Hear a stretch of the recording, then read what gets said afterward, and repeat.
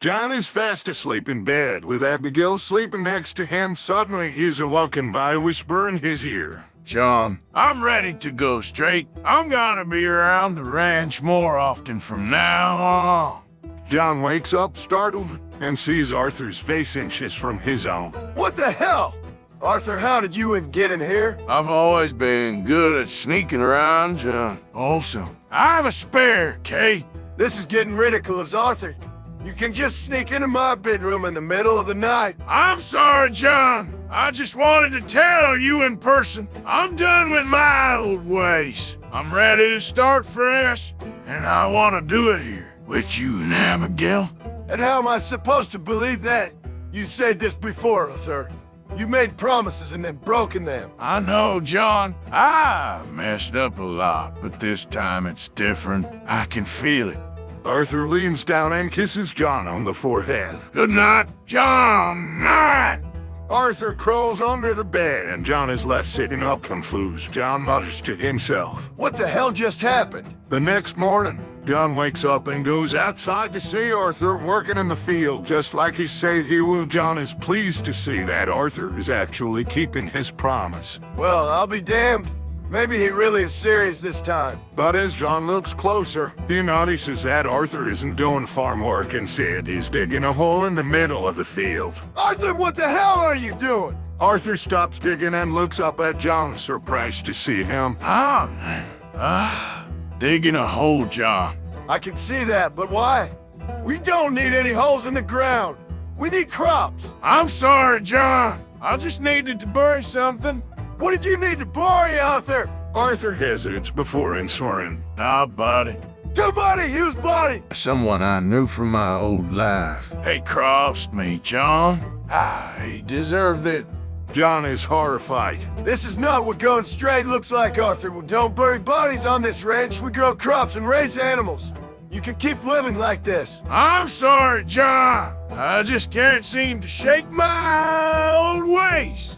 John shakes his head in frustration. I don't know what to do with you, Arthur. You need to figure this out for yourself. But for now, you need to bury that body somewhere else. Arthur nods, understanding. I understand, John. I'll take care of it. John walks away, shaking his head in disbelief. Later that day, Charles arrives at the ranch and sees John in the yard. Hey, John, how's it going? Hi, Charles. It's going all right. What brings you here? Charles looks out to the field. Is that Arthur? What's he doing? He's burying a body. Well, he's digging up a body, buried. Charles looks at John, shocked. A body? What's body? I don't know. He said it was someone from his past. He took care of it himself. But I made it clear that he can't be doing that kind of thing around here. Charles nods, understanding. I just hope he's not getting mixed up with the wrong kind of people again. You know how he can be. I know. That's why I've been trying to get him to turn his life around. But it's not easy. I know, John. But we'll do what we can to help him. He's one of us. John nods, grateful for Charles' support. Thanks, Charles. I appreciate it. Later, Arthur walks up to the porch, looking pleased with himself. John, I filled in the hole. John looks over at the field and sees a pair of feet sticking out of the ground. What the hell, sir? Whose body is that? It's Michael Bell. John's jaw drops in shock. Micah Bell? You killed Micah Bell and buried him in my field. I had it coming, John. He was a rat who would have done the same to us, no? That's not the point.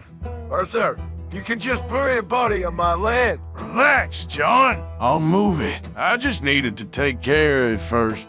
You always have an excuse, Arthur. When are you gonna start taking responsibility for your actions? I don't know. Little Johnny Marston. Get out of here, Arthur, and don't come back until you fix this mess. Arthur shrugs and starts to walk away. I'll go dig another hole. You're lucky I'm such a good landscaper. Why don't you help me with this one? I'll show you how it's done. John sighs and follows Arthur to the hole, feeling conflicted and frustrated. John and Arthur are standing over the dug-up hole, staring at the body of the previously buried man. This is Micah Arthur. This guy's at least 80 years old. Who is this guy? It's Micah, John. I don't How could it be, Micah? This guy looks nothing like him. know, John. Maybe he aged a lot in the last 8 years. That's not how a game works, Arthur. Arthur ignores John's comment and starts dragging the buddy away. Come on, John. We gotta get rid of him. Wait a minute. We can't just dump him somewhere. We had to figure out who he is and give him a proper burial. Why? He's just some old man. That's not the point. Arthur, he deserves to be treated with respect, regardless of who he is. Arthur sighs heavily, but eventually agrees. Fine. We'll figure out who he is and bury him properly. Later that evening, Arthur and John stand before the open grave a few miles from Beecher's home. Yeah. We're gathered here today to pay our respects to this fine gentleman who may or may not be Micah Bell. John shoots Arthur a disapproving look. Whether he's Micah or not, hey, he deserves a proper burial, doesn't he? I mean, we can't just leave him out here for the coyotes. Now can we? John rolls his eyes. And oh Lord bless this man. Whoever he is, he was a fine, upstanding member of society. A man who lived his life with honor and grace. Or maybe he was a no-good, dirty, rotten scoundrel. I don't know, but he's dead now. John glares at Arthur. Relax, little Johnny Marston. I'm almost done.